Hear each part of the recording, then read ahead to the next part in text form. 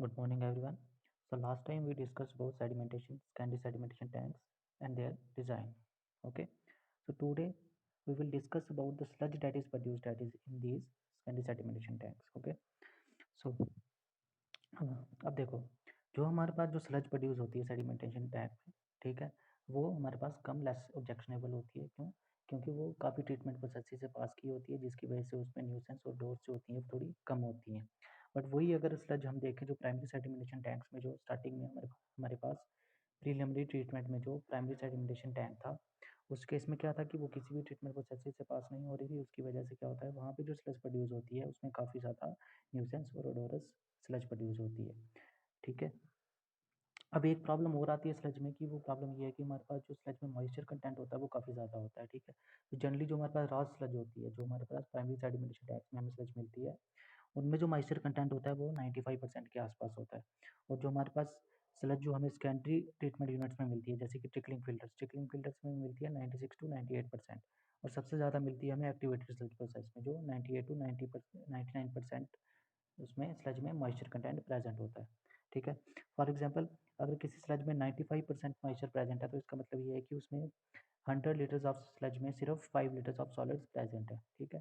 Similarly, अगर हमारे पास 90% moisture content है अगर वहाँ पे किसी स्लज में, तो उसका मतलब क्या है, हमारे पास 100 लीटर्स ऑफ स्लज में सिर्फ 10 लीटर्स ऑफ सॉलिड प्रेजेंट है। वैसे ही अगर हम 99 ले लें तो उसमें सिर्फ 1 लीटर ऑफ सॉलिड्स प्रेजेंट होंगे और 100 लीटर में 1 लीटर ऑफ सॉलिड्स प्रेजेंट होंगे। ठीक है। अब देखो, अगर हम देखे जाए इनको सभी को कंपेयर करें तो हम देखें कि जो हमें 99% से जो हमें स्लज मिल रही है, ठीक है, जो 99% पे जिस स्लज में 99% मॉइस्चर कंटेंट है, उसको अगर हम कंपेयर करें 95% वाले से, 90 जिसमें 95% स्लज है, तो उस केस में क्या होगा कि हमें ये देखने को मिलेगा कि ये 99 वाला जो होगा वो 5 टाइम्स ज़्यादा बल्कियर होगा इस 95% वाले मॉइस्चर कंटेंट से। ठीक है। तो हमारे लिए ये इंपॉर्टेंट हो जाता है कि हम इस मॉइस्चर कंटेंट को रिमूव करें, ताकि इसका जो आगे बर्डन होगा वो स्लज डाइजेशन टैंक्स पे कम पड़े। तो स्लज डाइजेशन टैंक्स हम अगले लेक्चर्स में डिस्कस करेंगे कि स्लज डाइजेशन टैंक्स होते क्या हैं, इनका क्या पर्पस होता है। ठीक है। ठीक है। तो इसके लिए हम क्या करते हैं, हम अलग अलग इक्विपमेंट्स यूज़ कर सकते हैं ताकि हमारा जो मॉइस्चर कंटेंट होगा हम उसको रिड्यूस कर सकें।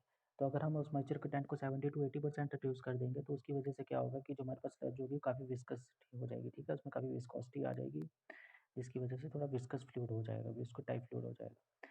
अब उसको अगर हम उसी कंटेंट को, मॉइस्चर कंटेंट को रिड्यूस कर दें तो उस कंटेंट को 10% तक ले आएँ।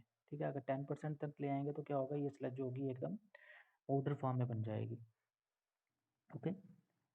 तो इस कंप्लीट जो मॉइस्चर हमारे पास यहाँ पे प्रेजेंट है, इसको कम्प्लीटली रिमूव करने के लिए हम अलग अलग स्पेशल ट्रीटमेंट यूनिट्स यूज़ करते हैं, क्योंकि ये वाटर को कम्प्लीटली रिमूव कर पाना मुश्किल होता है। ऐसा क्यों होता है? क्योंकि जो वाटर होता है वो फर्मली इस स्लज के साथ अट्रैक्ट जुड़ा हुआ होता है, जिसकी वजह से इसको निकालना मुश्किल हो जाता है, कम्प्लीटली इसको मॉइस्चर को रिमूव करना मुश्किल हो जाता है।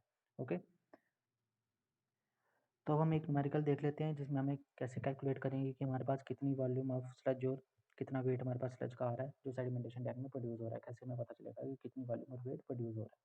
तो यहाँ न्यूमेरिकल देखो, न्यूमेरिकल में क्या दिया है कि एक सेडिमेंटेशन टैंक है, a sedimentation tank is treating 4.5 million litres of sewage per day containing 275 ppm of suspended solids. Okay. The tank remove 50% of suspended solids. Calculate the quality of sludge produced by per day in bulk and weight. Okay. Two conditions are given. That is, one is moisture content of sludge is 98% and second is moisture content of sludge is 96%. Okay. अब देखो, यहाँ पे हमें क्या क्या दे रखा है। सबसे पहले तो हमें वॉल्यूम दे रखी है कि हमें कितना सीवेज ट्रीट करना है पर डे। ठीक है।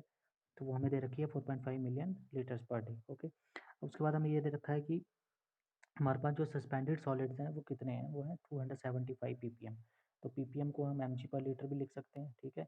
तो मतलब 1 लीटर में हमारे पास 275 mg मिलीग्राम सॉलिड्स प्रेजेंट है। ओके। तो हम क्या करेंगे अब, तो हम अब देख लेंगे कि हमारे पास जो टोटल वॉल्यूम है उसमें कितने सॉलिड्स प्रेजेंट होंगे। तो इस 275 को हम मल्टीप्लाई कर देंगे जो हमारे पास टोटल वॉल्यूम है उससे। ठीक है। उसको केजी पर डे में कन्वर्ट कर लेंगे। केजी पर डे में जब हम कन्वर्ट कर लेंगे तो हमारे पास वॉल्यूम जो आ जाएगी वो आ जाएगी 1237.5 केजी पर डे। ठीक है। अब हमें नेक्स्ट क्वेश्चन में क्या दिया, हमें नेक्स्ट क्वेश्चन में दिया है कि the tank remove 50% of suspended solids. मतलब जो ये जो सीवेज आ रहा होगा टैंक में, वो उसमें से 50% सॉलिड्स को टैंक रिमूव कर देगा। तो हमारे पास टोटल सीवेज कितना प्रोड्यूस हो रहा था पर डे, वो हो रहा था इतना 1237.5 kg पर डे।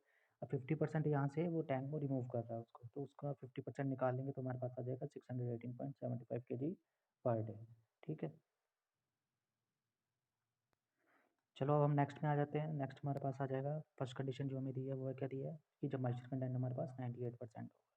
ठीक है, अब हम मान लेते हैं कि हमारे पास टोटल क्वांटिटी जो है वो 100 है। ठीक है, 100 kg है, तो 98% अगर उसमें मॉइस्चर कंटेंट प्रेजेंट है तो व्हाट मीन्स व्हाट कि उसमें 100 kg ऑफ वेट स्लज में सिर्फ 2 kg ऑफ सॉलिड्स प्रेजेंट है। ठीक है, सिर्फ 2 kg ऑफ सॉलिड्स प्रेजेंट है।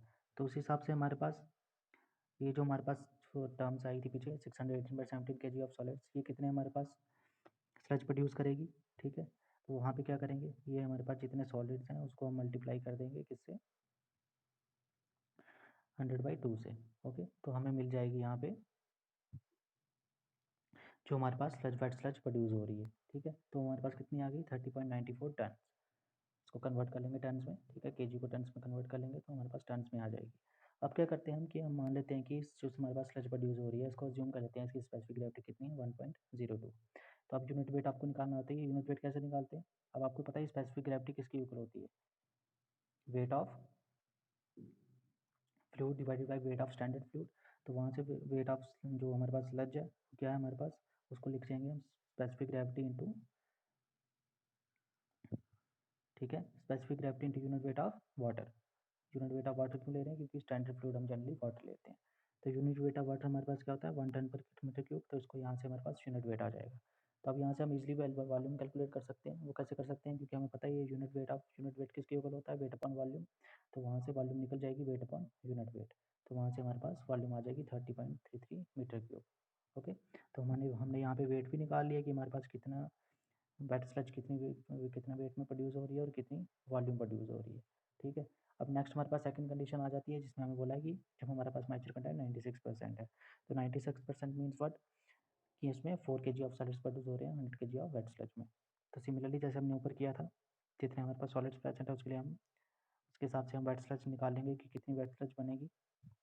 4 kg हो रहे हैं इसलिए 100/4 आ गया यहाँ पे। तो यहाँ से हमारे पास 15.47 टन ऑफ वेट स्लज हमारे पास प्रोड्यूस हो रही है, हमें यहाँ से पता लग गया। ठीक है, आप देखो, ठीक है, तो हमारे पास वेट आ गया वेट स्लज का। अब हमारे पास सेम स्पेसिफिक ग्रेविटी अज्यूम करेंगे जो हमने लास्ट टाइम की थी और वहाँ से हम वॉल्यूम निकाल लेंगे जैसे लास्ट टाइम निकाली थी हमने पिछले फर्स्ट केस में। तो वहाँ से हमारे पास वॉल्यूम आ जाएगी 15.17 मीटर क्यूब। अब आपने देखा होगा कि हमारे फर्स्ट केस में जो वॉल्यूम आई थी हमारे पास वो आई थी 33.33, यही आई थी शायद, एक मिनट चेक कर लेते हैं। ओके, तो फर्स्ट केस में हमारे पास जो वॉल्यूम आई थी वो हमारे पास आई थी 30.33 मीटर क्यूब, और यहाँ पे जो 96% के केस में आ रही है वो आ रही है 15.17। तो ये देखो यहाँ पे कि हाफ हमारे पास वॉल्यूम रिड्यूस हो गई जब हमारे पास मॉइस्चर कंटेंट कम हुआ। तो यहाँ से हमें क्या पता लग रहा है कि ये जो स्लज है is reduce to half its volume when its moisture content is lower from 98 to 96%। ठीक है, तो ये हमारे पास इसका इस तरीके से हम इसका वेट और वॉल्यूम कैलकुलेट कर सकते हैं। तो okay, thank you. Next class में हम करेंगे स्लज डाइजेशन के बारे में डिस्कस।